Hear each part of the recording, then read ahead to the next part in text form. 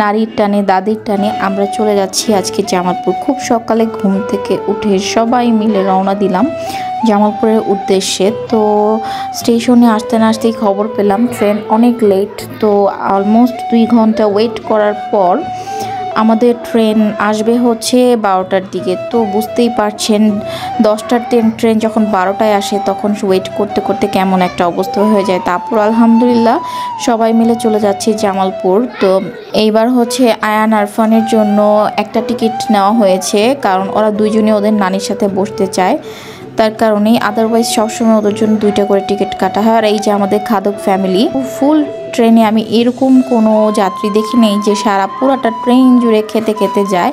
তো হচ্ছে এখানে যে খাওয়া দাওয়া শেষ, মানে প্রথম প্রহরের খাবার শেষ। তাছাড়া ওয়েটিং রুমে ওনারা যা যা খেয়েছেন তা নাই বললাম। তো অনেক দিন পর জামালপুর যাচ্ছি। জামালপুরে যাওয়ার মধ্যে যে কি একটা শান্তি, আসলে এটা কাউকে ওভাবে বলে বোঝানো যাবে না।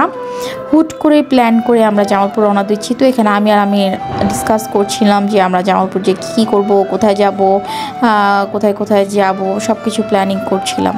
তো অনেক দিন পর আমি একসাথে বসে রিল্যাক্স হয়ে যাচ্ছিলাম। আর এদিকে আমার ভাইকে আমরা আনতে বলেছিলাম, তো সে এখানে আমরার একটা ফুলের তোড়া বানিয়ে এনেছে, দেখতে ভালোই লাগছিল। আমার খুব ভালো লাগে ট্রেনে উঠলে আমরা শশা, তারপর হচ্ছে চানাচুর ভাজা এবং পান, এই জিনিসগুলো আমার খুব ভালো লাগে। পানালা আঙ্কেলটা খুবই হাসছিল, তো ভাবলাম ওনার হাসি মাখা ছবিটা একটু ক্যাপচার করে নেই। তো এরকম মজা আড্ডা ফুর্তি করতে করতে আমরা চলে যাচ্ছি জামালপুর। জামালপুর যাওয়ার সময় কিন্তু আমাদের অনেক এক্সাইটমেন্ট কাজ করে। অনেক দিন পর পর যেহেতু যাই, প্রায় বছরে একবার বা 2 বছরে একবার। আর দাদিমা থাকে, দাদিমা তো আমার অনেক পছন্দের একজন মানুষ। যারা যারা আমার ব্লগ দেখেন তারা অবশ্যই জানেন। আলহামদুলিল্লাহ আল্লাহর অশেষ রহমতে আমরা খুব সেফলি পৌঁছে গিয়েছি। তো গ্রামে যাচ্ছি, মিষ্টি নেব না তা কি হয়। তো এখানে গ্রামের যেমন হাট বাজার থাকে, তো সেরকম জায়গা থেকে মিষ্টি নিয়েছিলাম। তো এই মিষ্টির দোকানটা আমার মনে হয় আমাদের এখানে সবচেয়ে ভালো একটা মিষ্টির দোকান। তো আঙ্কেলকে এখানে আমি ভিডিওতে নিচ্ছিলাম, তো আঙ্কেল আসতে রাজি হচ্ছিল না। তো এই দোকানে এসে আমরা এর আগেও ব্রেকফাস্ট করেছিলাম। মোটামুটি ভালো মানের খাবারই ওনারা সেল করেন আর কি, গ্রাম অনুযায়ী যেরকম। তো এক্সাইটমেন্ট আরও বেশি বেড়ে যাচ্ছে, দাদিমার সাথে দেখা হবে। এই তো চলে এসেছি আমাদের বাড়িতে। এখানে আসলে কি যে একটা শান্তি লাগে, অন্যরকম একটা শান্তি কাজ করে। আমি চেষ্টা করব আপনাদের সাথে যতটুকু ভিডিও শেয়ার করা যায় শেয়ার করার। আসলে আমি যতটুকু এনজয় করার আমি এনজয়ও করব এবং আপনাদের সাথে ভিডিও শেয়ার করব। ভালোবাসায় ভরপুর আমাদের জামালপুর। জামালপুরে আসলে আমাদের এমনি মনে অনেক ভালোবাসা জন্ম নেয়। তো সকালবেলা ঘুম থেকে উঠে গেলাম এবং উঠে দাদিমার জন্য যা যা এনেছি দাদিমাকে দিয়ে দিলাম, এবং আমি আর আমির চলে যাচ্ছি বাইরে একটু ঘোরাঘুরি করার জন্য, আর কিছু কেনাকাটা করব এবং ব্রেকফাস্টও করে আসব। তো হাঁটতে হাঁটতে দেখলাম অনেক পুরাতন বাড়িগুলো নতুন রূপ নিয়েছে। বিশেষ কিছু কারণে গ্রাম সবসময় আমাকে অনেক টানে। আসলে আমার গ্রাম অনেক বেশি পছন্দ। আমি যখন ঢাকায় থাকি তখন আমি গ্রাম অনেক বেশি মিস করি।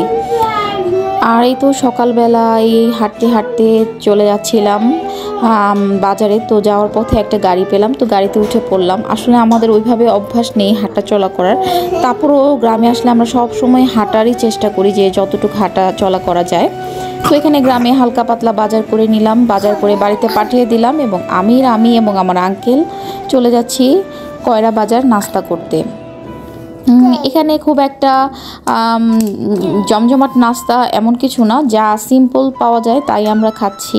আর এই সিম্পল খাওয়ার ভিতরেও অন্যরকম একটা মজা আছে, যদিও আমি সকালবেলা ব্রেকফাস্ট একদমই করতে পারি না।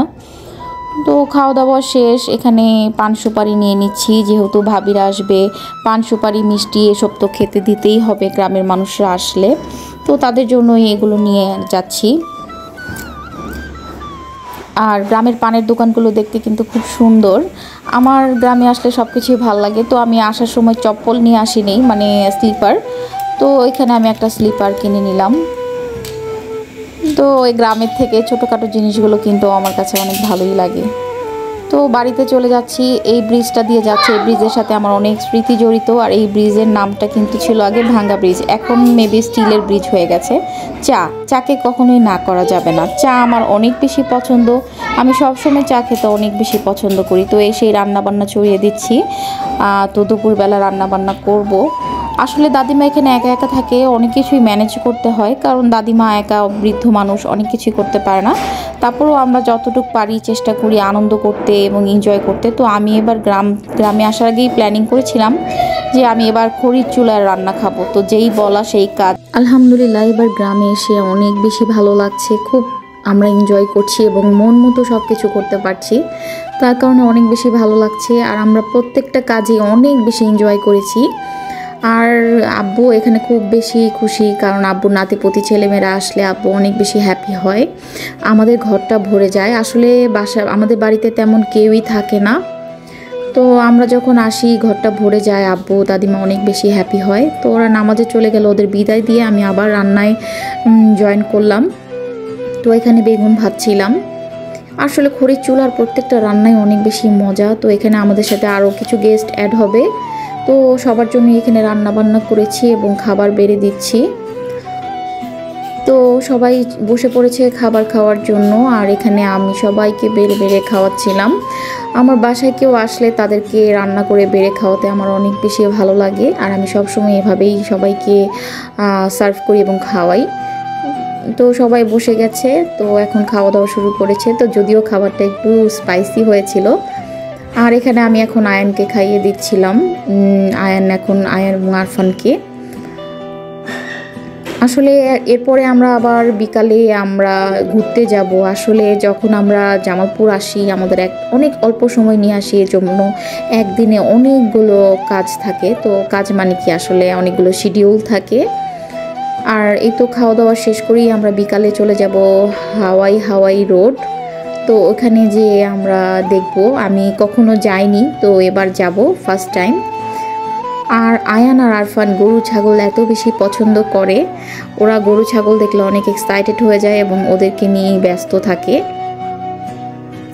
আর এই তো বিকালে আমরা চলে এসেছি হাওয়াই রোডের উদ্দেশ্যে রওনা দিয়েছি। আর আসার পথে এখানে খুব সুন্দর একটা ভিউ দেখলাম, তো আমরা গাড়ি থামিয়ে এখানে আমরা কতক্ষণ দাঁড়িয়েছিলাম, ছবি তুলেছি, খুব ভালো লেগেছে। আসলে গ্রাম মানে অনেক সুন্দর জায়গা, যেখানেই যাই সেখানেই শুধু সবুজ আর সবুজ। আর এই সবুজ দেখতেই কিন্তু অনেক বেশি ভালো লাগে, মন এবং চোখ দুটোই কিন্তু জড়িয়ে যায়। তো হাওয়াই রোডে এসে দেখলাম খুবই জমজমাট একদম, তো ভালোই লাগছিল। এবং আমার মোস্ট ফেভারিট ফুচকার দোকানে ভরপুর, তো অনেক ফুচকা। আর হচ্ছে ঢাকার ফুচকা এবং গ্রামের ফুচকার ভিতর একটু ডিফারেন্স অবশ্যই আছে, তারপরও চলে। একসময় তো ফুচকাও পাওয়া যেত না, যাই হোক এখন অনেক কিছুই পাওয়া যায়। এই জায়গাটাতে এসে আমার ছোটবেলার কথা মনে পড়ে গেল। আমরা যখন ছোট ছিলাম তখন এভাবে আম্মু আমাদেরকে অনেক সময় আশুলিয়াতে নিয়ে যেত। আশুলিয়া অনেকটা এরকমই লাগতো। তো কারা কারা এরকম আশুলিয়ার এই দৃশ্যটা দেখেছেন অবশ্যই আমাকে কমেন্ট করে জানাবেন। আর যারা যারা আমার নতুন ভিডিও দেখছেন অবশ্যই আমার চ্যানেলটাকে সাবস্ক্রাইব করবেন, এবং পেজ থেকে দেখে থাকলে অবশ্যই আমার পেজে লাইক দিয়ে রাখবেন। তো আমরা এখানে একটু ঘোরাঘুরি করলাম, এখানে একটু আমরা এক এক স্পটে যেয়ে আমরা এরকম দৃশ্য দেখছিলাম। গ্রাম বাংলার দৃশ্য দেখতে এত সুন্দর, চোখ জুড়িয়ে যায়, আমার তো অনেক বেশি ভালো লাগে। তো সবার কাছে আজকের ভিডিও কেমন লেগেছে সবাই জানাবেন। সবাই অনেক বেশি ভালো থাকবেন, সুস্থ থাকবেন এবং প্রিয়জনদেরকে অনেক বেশি ভালোবাসবেন। Thanks for watching. আল্লাহ হাফেজ।